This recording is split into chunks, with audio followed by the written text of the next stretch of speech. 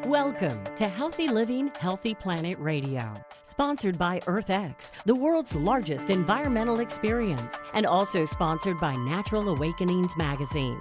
Live your healthiest life on a healthier planet. Now here's your host, Bernice Butler. Welcome to Healthy Living, Healthy Planet Radio today. We are now nearing the end of our fourth season, but we remain just as excited as ever to help you explore and understand that unbreakable relationship between your health and the health of the planet. Here we look at the hottest topics related to our environment and its sustainability and how they affect your health and wellness. Here, issues like climate change, plastic pollution, extreme weather events, and others will meet up with everyday impacts like asthma and allergies, digestive issues and gut health, lung, heart issues, and more. So listen in today as we interview experts for today's show on environmental justice, climate justice, and the health impacts. And today we're going to be focusing in on the economics of environmental justice or environmental injustice and impacts on everybody's pocketbook. We want to look at the economic imperative of environmental and climate justice. Now, the location of polluting facilities in low-income neighborhoods and communities of color not only results in significant health disparities for them, but also carries profound economic implications. People with marginalized identities in these areas experience higher rates of asthma, an increased likelihood of heart attacks and premature deaths. And these health issues, including missed school days as well as missed work days, perpetuate a cycle of poverty and limited access to opportunities that spans across the generations. This injustice, though, is not confined to these specific communities. As our society becomes more and more interconnected minute by minute and day by day, the consequences of these actions are increasingly spreading in unintended and unforeseen ways. And the COVID-19 pandemic has underscored and lifted the cover on all of our interconnectedness, shedding light on the far-reaching effects of environmental and health disparities. The environmental justice movement, which gained momentum around 1980, highlighted the intersection of pollution, race, and poverty. And this grassroots movement was swiftly followed by research documenting the correlation between these factors. And in 1978, an incident involving illegal dumping of 31,000 gallons of the highly hazardous chemical PCB by the Ward Transformer Company across 14 counties in North Carolina exemplified and highlighted this issue. The state identified 2 landfill sites for the waste, a publicly owned landfill in Chatham County, and a recently foreclosed property in Warren County. The latter site, though, despite its unsuitability due to a shallow water table, was privately owned and located near a town with no mayor or city council. In contrast, the other site, the Chatham County site, was publicly owned, allowing for local residents to participate in the decision-making process. And additionally, in 1980, Warren County had a demographic composition of 60% Black and 25% of its families below the poverty line. Conversely, Chatham County's corresponding figures were 27% Black and 6% below the poverty line. Now, despite protest and widespread support from civil rights groups, the state ultimately placed the landfill in Warren County, marking a seminal moment in the environmental justice movement. And since then, a growing body of academic work, some of which we're going to talk about today, across various disciplines, including law, sociology, public policy, geosciences, and economics, has delved into and dug into these correlations between environmental injustices and a wide array of measures. In 1993, a decade after its establishment, the Warren County landfill was found to be leaking PCBs, prompting the evacuation and burning of 81,000 plus tons of contaminated soil at a cost of $18 million. And this incident appeared to validate the initial protest. Now, recent events, such as the lead contamination crisis in Flint, Michigan, continue to underscore the enduring controversies surrounding environmental justice. And like Warren County, Flint's population is disproportionately poor and African American, and it faced decisions made by higher levels of government that left the affected communities feeling and indeed being voiceless. Now, from an economic perspective, the motivation for examining environmental justice lies in assessing the extent to which environmental discrimination results in inefficiencies, and inefficiencies always cost dollars. While fairness and equity remain important considerations, economics primarily concerns itself with markets and efficiencies, and economic efficiency serves as a crucial tool for policymakers, for the business community, and for society as a whole to enhance its decision-making processes and drive changes in our behavior. By looking at the sources of market inefficiencies stemming from environmental injustice, we can establish a framework and get a stronger motivation for all of us for rectifying these market failures. The problem of environmental injustice is multifaceted, and addressing it requires comprehensive solutions. Additionally, climate justice demands the equitable distribution of the burdens and the benefits of climate change resolution. Climate justice seeks to promote fairness between generations and within generations, and climate change exacerbates the challenges already faced by those impacted by environmental justice issues. And increasingly, all of us are being impacted significantly by economic injustice and climate injustice issues. Recent developments, such as the release of the Climate and Economic Justice Screening Tool by the White House Council on Environmental Quality, represent a significant step in addressing current and historical environmental injustices. And this tool aligns with the President's commitment to the Justice 40 initiative, which aims to deliver 40% of the overall benefits of federal climate change, clean energy, affordable housing, clean water, and other investments to the disadvantaged communities that have been underserved and that have been overburdened by pollution and other environmental issues. So in summary, the economic implications of environmental and climate justice are profound, and they not only affect the overburdened communities, but they infect society as a whole. It's coming for all of us. And so recognizing this interconnectedness of these issues and the economic inefficiencies they create is essential for shaping a more equitable and sustainable future. Now, this is a lot, but here today to help us explore and unpack this are some experts who we hope are going to make us smart like him. Today, we have with us Rob Verchick. Rob is one of the nation's leading scholars in climate change law, and he's a former EPA official in the Obama administration. Rob is a law professor at Loyola University in New Orleans, and he is a fellow at Harvard's Radcliffe Institute on Advanced Study. Rob is also president of the Center for Progressive Reform, which is a research and advocacy organization, and his new book, The Octopus in the Parking Garage, A Call for Climate Resilience, was released last spring and now is available on Audible. Welcome, Rob. And did I get all of that right? Yeah, thanks. It's great to be here, Bernice. Thank you so much for making time to be with us today. And our other guest is Ed Barbier. Ed is a university distinguished professor in the Department of Economics at Colorado State University, and he's a senior scholar in the School of Global Environmental Sustainability. Ed's main expertise is environmental and resource economics, as well as international environmental policy.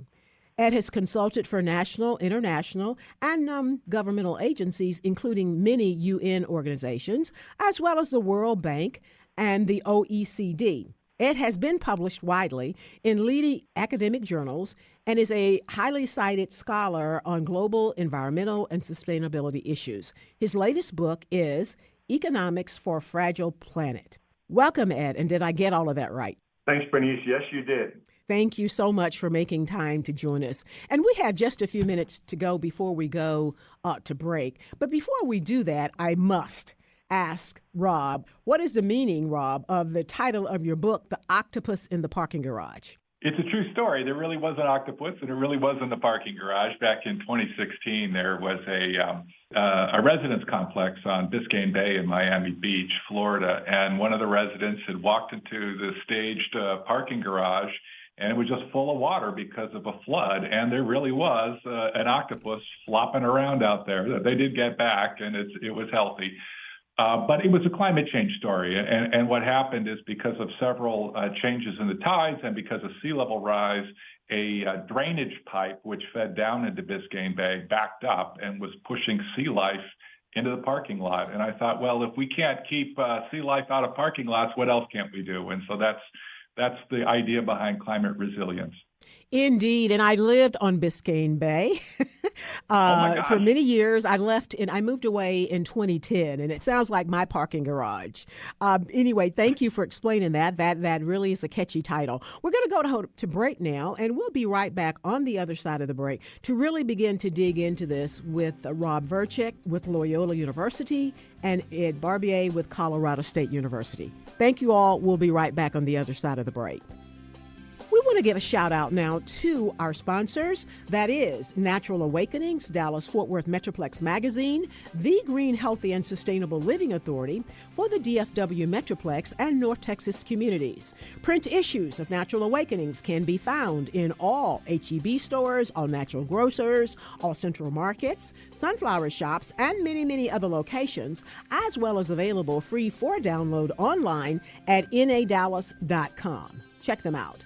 Our other sponsor is Lynn Dental Care, practicing dentistry for over 38 years with a holistic approach, none mercury, looking at the whole body.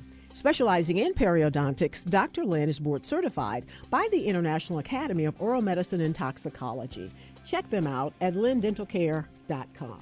And our other sponsor is the Weston A. Price Foundation. It is a member-supported organization dedicated to restoring nutrient-dense foods to our modern diet, especially important animal fats. Its website offers free articles, a free weekly podcast, recipes, and videos. They help you find good foods locally through their system of volunteer chapter leaders who will share their list of local food resources. Also, they have their annual conference coming up in October. It's called Wise Traditions. And with over 1,000 attendees each year, this year it is in Kansas City, visit the website to request a free dietary guidelines booklet and visit them for many more resources at westonaprice.org. Thank you, sponsors.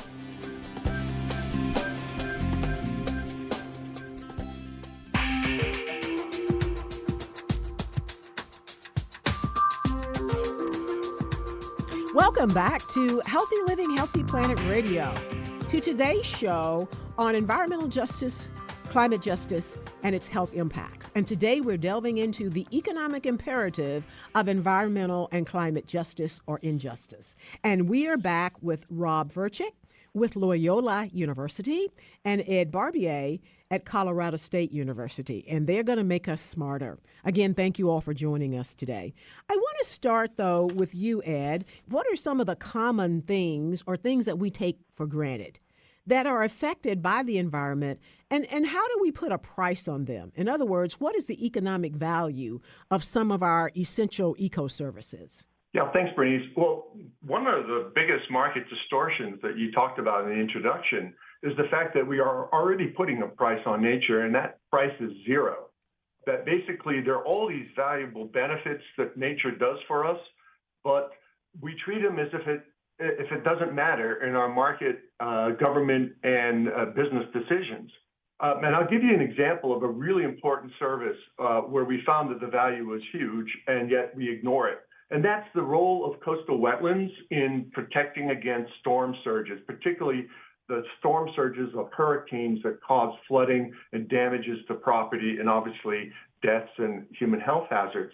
So in Louisiana, some colleagues and I did a study of 15 parishes, including New Orleans, and we looked at how hurricane coming into the coast from 40 miles out, along this path of the hurricane, there used to be lots of coastal wetlands, marshlands, but they've all disappeared. And what we've discovered is that if you just, along this 40 miles, if just 3 to 4 feet of wetlands were restored, just 3 to 4 feet along 40 miles, you would save 3 to 5 properties from the next storm. And then in addition, if those wetlands were restored to healthy vegetation, you'd save another 1 or 2 properties. Now just imagine over these 15 parishes, if you restored all those wetlands, how much benefits you would have in terms of saving property, saving hundreds of millions, and that was just the property values. We didn't say how much we would save in terms of lives and in terms of health hazards from flooding from storms. Yet we know across the United States, including in the Gulf of Mexico and Louisiana, hundreds and thousands of hectares and acres of wetlands have been destroyed because we don't put a value on this service. Let me ask you this, Ed. And typically when we talk about wetlands and coastal areas, you don't think of environmental justice issues. How are those issues creating environmental justice or climate justice issues? Hugely so, because if you go back to 2005 and Hurricane Katrina, we know that the poorest populations and the minority populations in Louisiana were all clustered in the areas that were most vulnerable to the hurricanes. And when the seawalls and the lakes and the barriers were overwhelmed by the storm, it was disproportionately the poor and the minority populations in Louisiana that suffered. When you walk the streets of Louisiana and you see the difference in just a few tens of feet between those areas and the richer areas that were less affected, you can see that the most vulnerable populations to storm surges are usually located in the areas that are right there next to the storms, where the storms do the most damage, cause the most health hazards and deaths. And then also their property is less protected. There's less money they have to build better housing and to have housing that's higher up on stilts, to have their own barriers and communities that can protect themselves and so forth. And then, of course, to rebuild is expensive. They don't have insurance. Often they're renting housing, and the housing is low-quality rental housing because the landowners don't have any, property owners don't have any. Indeed. Let me ask you this, Ed. On one hand, you, for the reasons you just talked about, you do have the low-income and minority folks who are being affected by like storm surges. But in these coastal areas too, I know that the folks who live on the coast are also being affected. I wonder what it takes for those two folks to come together to help solve the problem. Well, one of the key areas of common ground is insurance and tax base, because in order to provide public services to poor communities, whether it's education, health, and transportation, the local government has to have tax revenue.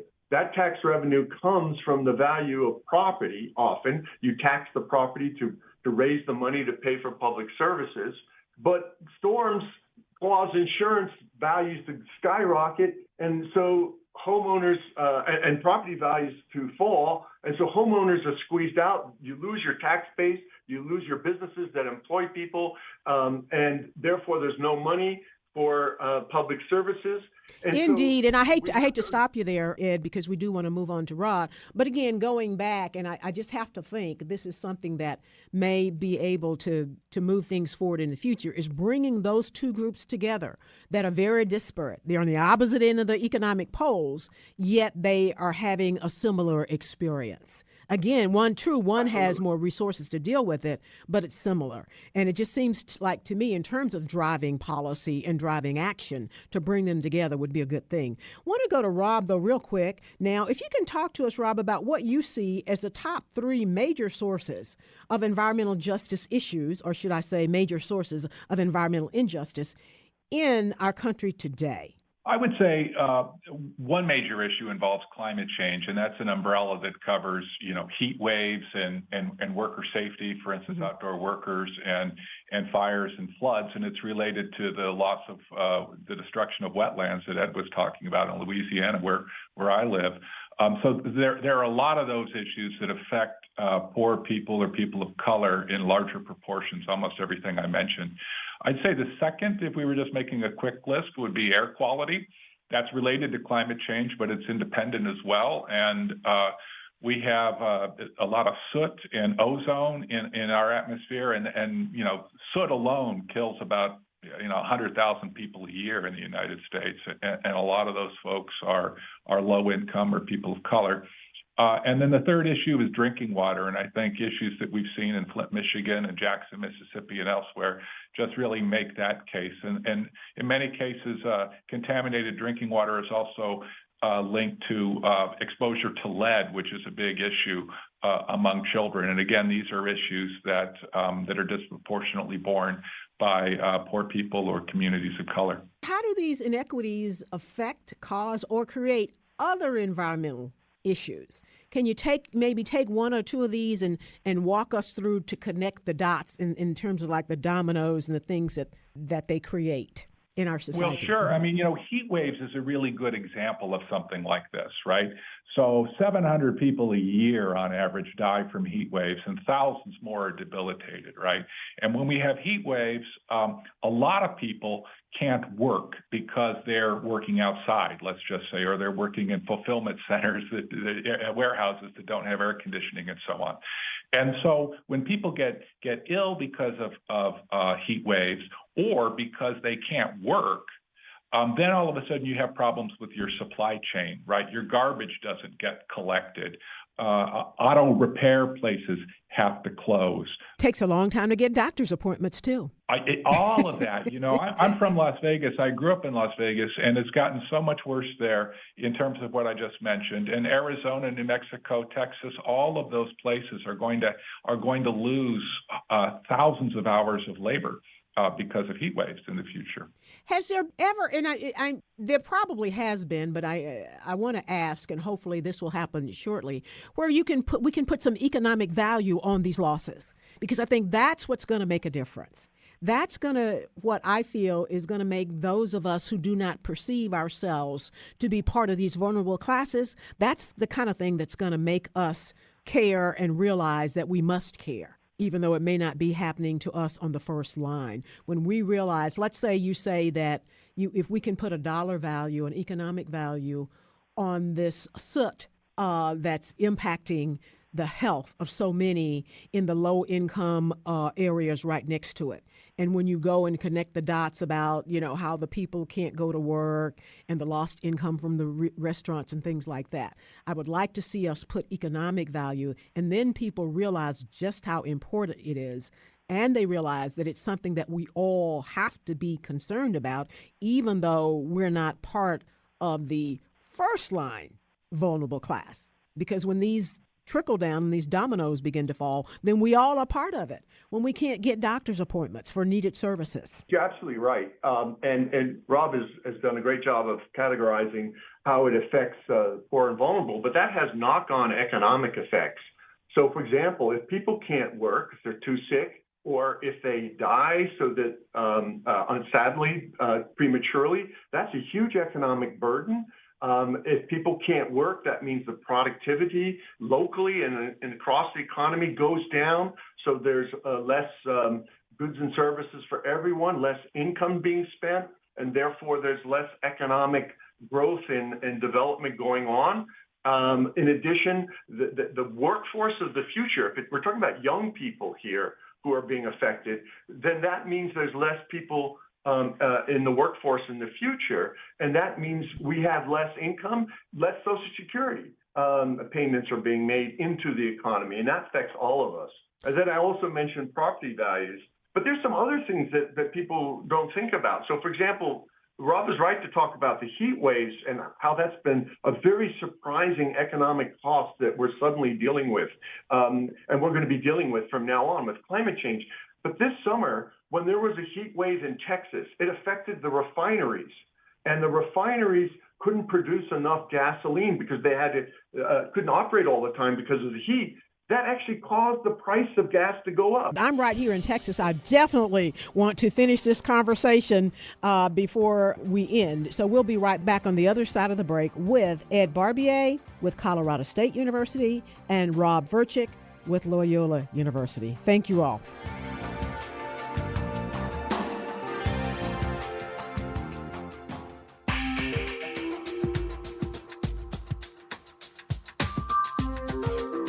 Welcome back to Healthy Living, Healthy Planet Radio, to today's show on environmental justice, climate justice, and its health impacts. And today we're focusing in on the economic imperative of environmental and climate justice, or environmental and climate injustice. And we have today with us experts Rob Verchick with Loyola University and Ed Barbier with Colorado State University. Again, thank you all for joining us. Now, right before going to the break, Ed was really doing a really great job of connecting the dots for us. Either you can call it the trickle-down effect or the domino effects of a lot of these environmental issues that overburden our low-income and minority populations. But Ed was doing a great job of connecting the dots about how overburdening those populations affects all of us. And you were talking about the heat waves in Texas that we are experiencing right this moment as I sit here in North Texas. And I can tell you, it definitely tamps down my productivity because I try not to come out until dark. Go ahead and finish telling us about that, if you would, Ed. Yes. So the two effects that really matter is that when you have less productive populations or populations that are sick and so forth, it affects the overall production in the economy. And that means there's less income and there's less wealth created overall. And of course, it means less contribution to Social Security, which means that we have a problem with our overall Social Security contributions. I was also talking about the fact that heat waves can affect us in ways we don't expect. So, for example, the heat wave in Texas led to the refineries not being able to operate in Texas, and that meant that the price of gasoline went up at the pump. So we have an irony here, is that a consequence of climate change led to gasoline rises, when up to now we've been worried about climate policy like a carbon tax leading to rises in gas prices. But no, it's climate change that's starting to do that. I think if everybody knew that, understood it, and internalized it, they'd be jumping up and down like me and talking about it and pushing for action and pushing for changes to be made. But I think if you lined up 20 people and you asked them about that, did you know that that the heat wave due to climate change has caused our gas prices to go up? If you lined up 20 people, you would be lucky to find one who knew that. Bernice, I've got a number for you that I found when I was researching my book about the importance of preparing for climate change. So a study came out by some EPA officials in Nature Climate, and they said that if we do not, as a country, start preparing for climate change in the way that, for the things Ed's been talking about, if we don't do that, by the end of the century, every year, our economy will lose $500 billion. And just to keep that in perspective, because there's a lot of zeros there, all you need to know is that $500 billion is basically the amount that our economy expands every year. And so if we don't do anything, it's the same thing as saying that our economy won't expand, because we're paying a climate change tax unless we start preparing. Ed, go ahead. You wanted to weigh in on that, Ed. Yeah, I think that's an excellent example by Rob. But I would argue that those costs are here and now with the climate change. We've seen, for example, that the Maui fires in Hawaii has led to the Biden administration requesting $4 billion just for emergency relief there, not for a full recovery from that. So that's a huge cost we're facing. The hurricanes that hit Idalia, that hit in Florida, we're asking for $12 billion to jumpstart those communities there. And this is happening over and over again. The floods in Vermont, we're still paying that bill just to get those communities back. The wildfires in California, we've reached a point now where insurance companies will not insure any properties in some of those counties that are affected in California. Now, if you imagine that burden on top of the health and hazards that's devastating many communities, particularly communities of color and disadvantaged poor communities, we're really facing a huge bill right now for climate change, to the point where we have to consider adopting policies right now to try and stop this from occurring. so we don't face that huge bill that Rob's talking about in a couple Indeed, decades and time. quickly, we don't have that much time to go. But Ed, you did say that there are some relatively inexpensive policies that we can implement today to start making a difference immediately. Can you briefly tell us about that? Well, another thing that may surprise your listeners is that we actually we taxpayers through our government subsidize a lot of economic activities that do environmental damage. And that's in agriculture, forestry, obviously subsidies to fossil fuels and minerals. And globally, someone's done a study and said that's $1.8 trillion today that the global economy is spending on subsidizing economic activities that are actually destroying nature and making us less resilient to climate change. That's the entire gross national product. That's all the good value goods and services that Canada produces. So the first thing we need to do as an economy in the United States is to say, what are our subsidies that are going to various activities that are causing environmental harm? Let's take away those subsidies or reduce them and put the money towards protecting and supporting communities that are going to be badly affected today by all these natural hazards that are being made worse by climate change, and also investing in the infrastructure we need to move towards protecting nature, restoring nature, and also providing public services that will benefit all. Indeed. But the key to all of that, Ed, though, is that people have to know and understand. And again, that's the purpose of Healthy Living, Healthy Planet Radio. And we've been doing this show for almost 4 years now. And it never ceases to amaze me how much lack of knowledge there is about all of this, because as we're finding every day, when people know, they understand, that they are empowered and they take action. So, for you guys who are doing that, thank you. One thing I do want to get to before we end the session with you all, and that's with Rob. We just witnessed, Rob, some young people win a lawsuit based upon degradation of their future environment. Can you tell us briefly more about this and why it's important and why we all should care about it? It's a really interesting lawsuit. One reason it's important is it's been the first trial that we've had in the United States that actually got to the facts looking at climate change.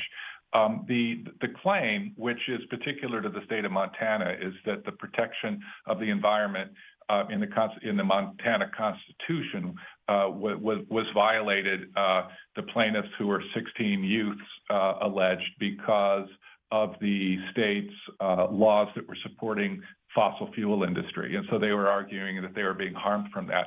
And they succeeded. What's really interesting about this case is that they had to prove their facts by bringing experts in. And then the state could bring in other experts denying those facts.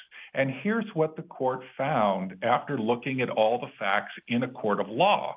What they found is that Montana is able to reduce its carbon emissions by 100% by 2050 in a way that's economical and a way that's feasible. They also found that if they did that, the state of Montana would save $21 billion in climate costs by 2050, and that people in Montana would save 70% on their energy bills.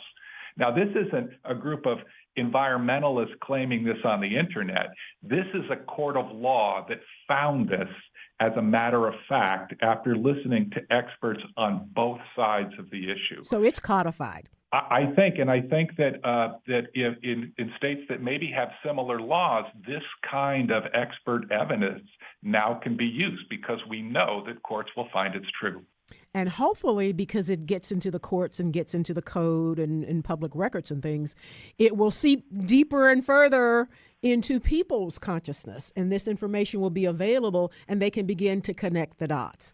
Because I just truly believe that once people know and understand and internalize this, then the actions that are needed to be taken will be done. Now, last thing for you, though, Rob, how overall, in terms of, because that's your area of law, how has the law impacted environmental justice and climate justice? And are there any potentially seismic things out there now that may be able to really change things or speed up mitigation in the future? What's out there? Well, I would say that there are really maybe they're almost seismic, but there are very large changes that are pushing on both sides of the issue. So one thing that I'm very excited about in terms of climate justice is President Biden's Inflation Reduction Act, which is making tens of billions of dollars available for resilience and green energy, and 40% of that money has to go, or 40% of the benefits of that money have to go to disadvantaged communities. And so that's a game changer that we've rarely seen in government before. So that's really big. So what's on the other side? Well, there are some conservative attorneys general in the United States that are trying to sue or thinking about suing the federal government, saying that considering environmental justice and race in issues of climate equity is actually unconstitutional or somehow impermissible under the law. I don't think that those are persuasive claims, but these are going to be part of our political debates going forward, and I'm worried about that. Thank you all so much. Time always flies when we're having fun, but this is such interesting conversation, and both of you all will have to come back at another time to join us, because you really have made us smarter and perked some interest on some real interesting subjects and details that we didn't know about. Again, thank you so much. We've been with Rob Verchick, who is with Loyola University in New Orleans, and we've been with Ed Barbier, with the Department of Economics at Colorado State University. And again, they really have made us smarter. Thank you all so much. And thank you all for listening to this week's episode of Healthy Living, Healthy Planet Radio and the economic imperative of environmental and climate justice. And we'll be talking about environmental and climate justice all of this month of September. Thank you all so much. And we're going to move in our next session to our Pulse of the Community. We want to give a shout out now to our sponsors. That is Natural Awakenings, Dallas-Fort Worth Metroplex Magazine, the Green, Healthy, and Sustainable Living Authority for the DFW Metroplex and North Texas communities. Print issues of Natural Awakenings can be found in all H-E-B stores, all natural grocers, all central markets, sunflower shops, and many, many other locations, as well as available free for download online at nadallas.com. Check them out. Our other sponsor is Lynn Dental Care, practicing dentistry for over 38 years with a holistic approach and on mercury, looking at the whole body. Specializing in periodontics, Dr. Lynn is board certified by the International Academy of Oral Medicine and Toxicology. Check them out at lindentalcare.com. And our other sponsor is the Weston A. Price Foundation, which is a member-supported organization dedicated to restoring nutrient-dense foods to the modern diet, especially important animal fats. Its website offers free articles, a free weekly podcast, recipes, and videos, and they help you find good foods locally through their system of volunteer chapter leaders who will share their list of local food sources. As well, their annual conference called Wise Traditions is coming up in October in Kansas City with over 1,000 attendees each year. Visit their website for free resources as well as to register for the conference at westonaprice.org. Thank you, sponsors.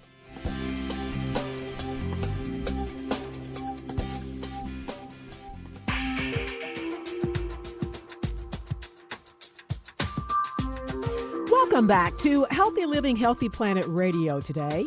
To today's show, we've been talking about the economics of environmental justice and injustice, and now we want to turn to a very special treat of our show, a segment called Pulse of the Community. And with us today, we have Monica Corrado. Monica is founder of Simply Being Well, LLC. Monica is a teaching chef. She's a speaker, author, and a consultant who has spent the last 20 years helping to unpack and illuminate the connection between real food and vibrant health. And as we know here on Healthy Living, Healthy Planet Radio, that is all wrapped up, determined, and effective with our environment. Monica has been a member of the honorary board of the Weston A. Price Foundation since its inception, and the Weston A. Price Foundation is one of our sponsors. Now, also for the past 14 years, Monica's work has focused on the gut-brain connection. And prior to teaching food as medicine, she spent 18 years in sustainable food sourcing and preparation and owned her own organic and biodynamic catering company in Washington, D.C. Welcome, Monica. Thank you for being with us. And did I get all that right about you? Thank you. Thank you. Yes, you did. Good job. Thank you. Thank you. We want to start out with you, Monica, because I tell you, time always flies when we're having these really fun, interesting conversations. But I want to start out with you. In all of your experience with healthy eating and healthy foods, how have you seen that whole space of healthy food and healthy eating? How have you seen that space change over the last 20 years in terms of people's attention to it, new findings, and how it's being adopted? Wow. Yeah. Well, I can say that 20 years ago, when I started teaching lacto fermentation, everyone really thought that I was crazy. Or talking about something right? strange. What is lacto fermentation? Right. Yeah, I know, right? So when I started teaching about how to ferment and talking about kombucha, talking about fermentation and sauerkraut and how all of these things are really good for you, I mean, people really thought that I was bananas. And now, right, like big deal. Lots of people are making their own ferments. They're making their own kombucha. They are sourcing their own beautiful raw milk thanks to the campaign for real milk by the Weston A. Price Foundation that's been going on for years. People are finding real grass-fed, meats. So a lot has changed. We've had some challenges over the last 20 years, too, with in terms of environmental challenges with glyphosate showing up everywhere and its connection with gut health and brain health and autism, and glyphosate being sprayed on our crops, and genetically modified, GMOs. So those have been the big things in terms of environment and food that have been showing up over the last 20 years. GMOs almost everywhere. If you're not eating organic or not growing it yourself, or you don't know your farmer, you're probably eating genetically modified food at this point, and you're definitely getting glyphosate into your body, which is a problem. Indeed. And that's why I really love so much that the Weston A. Price Foundation has partnered with Healthy Living, Healthy Planet Radio, because it truly brings together the food, the healthy food, what's in it, our traditional food, but it shines that light on what environment is doing to us. And to me, Yes. This is almost ground zero of the fundamentals with it, because everybody has to eat to survive. Yeah. We all care about what we eat. We all care about our food. And this is, like I said, this is ground zero. So I'm just really excited to be partnering with them, because this is, to me, at the heart of how people can understand that interaction, the interrelatedness, the inextricable connection between environment and health. Food is numero uno. And I probably can't say, I've said it 3 times differently now. I can't say it enough. But again, that is exciting. That's exciting to me. And as I said, the Weston A. Price Foundation deals more with the food, the health, what it's doing to you. And of course, that's been your life's work as well. Weston A. Price is about food, farming, and the healing arts. Mm-hmm.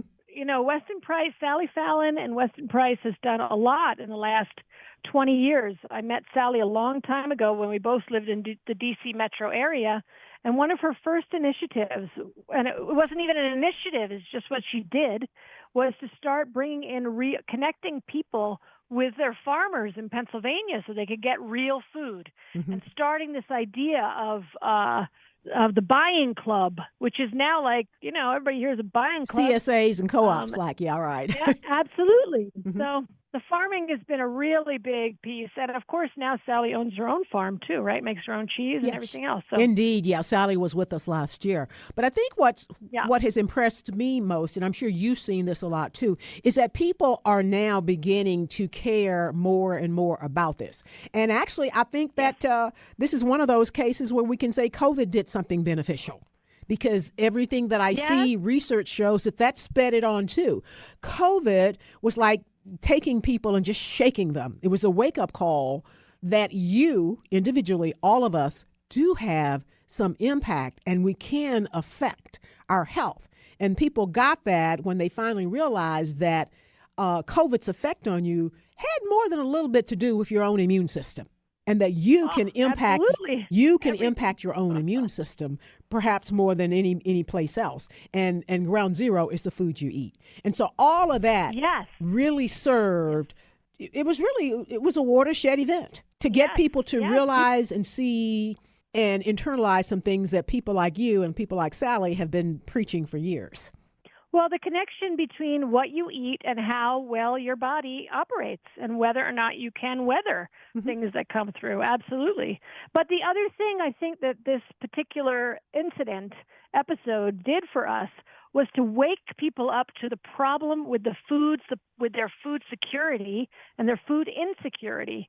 And therefore, people started growing their own food for the first time. People started banding together in communities and forming CSAs. People started canning and fermenting and connecting with each other because the food system currently is not reliable, right?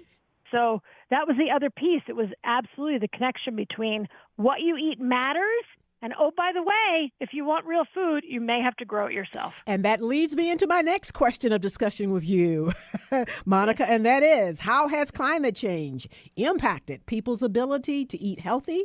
And what's been the impact on our health and ways of eating? Yeah, every year in this show, we do a whole month of shows on agriculture, food production. And I know we were trying to get you then and you couldn't make it.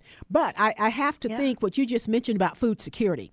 Only a little bit of it is what we saw when Russia started the Ukrainian war, but more of it has been climate change. Like I was just reading in our daily paper here in Dallas, Texas, about impacts of the heat wave on Dallas is kind of ringed by working farms, but the impact of the heat wave on that. And we will see it in a month or so at the grocery store. But I guess what concerns me is, and I put this to you, is how do we make that connection, though? You know, we're not getting good quality squash or fruit or whatever, not good quality or none at all. But that has to go back to some environmental issues. It didn't start right here at the grocery store shelf. No, it's very interesting that you would bring that up. So when I think about that, I think I go back to farming practices. So what's happened in the U.S., sadly, since the end of World War II, is that all of the much of our farming has gone to mechanized or industrialized farming, the food industrial complex. And what that did, we're talking about all of these confined animal feeding operations. We're talking about these mega farms that are dumping, tons of chemicals on our beautiful, beautiful soil and destroying it. And so the way that we get back to real food and the way that we deal with climate change is to start going grass-fed again. It's a very big deal, people. People don't get it, but whether or not you buy stuff from the grocery store or you get it from a farmer really matters. You can taste, you can taste the difference too. Oh, absolutely. I mean, you can taste the difference. Your body knows the difference. In terms of health, there's a difference. But we're talking about securing carbon into the soil. And so we're talking about my dear friend, colleague, incredible man, farmer Joel Salatin at Polyface Farm.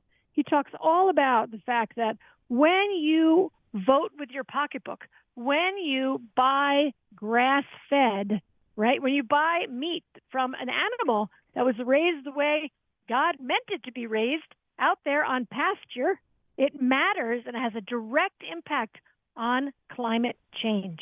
Indeed. And I think that's where the rubber hits the road. It's where right there. It really is. And we just have to keep telling them that. Last thing, we have 1 minute to go, Monica, and I apologize.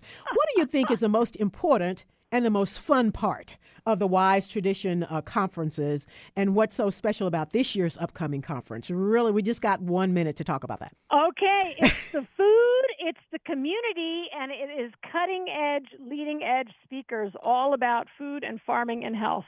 So, if you want to be with your peeps, if you want to find like-minded people who really get the connection between the farming and the eating and well-being, you go to Wise Traditions. There's no other place to go. It's a fantastic conference.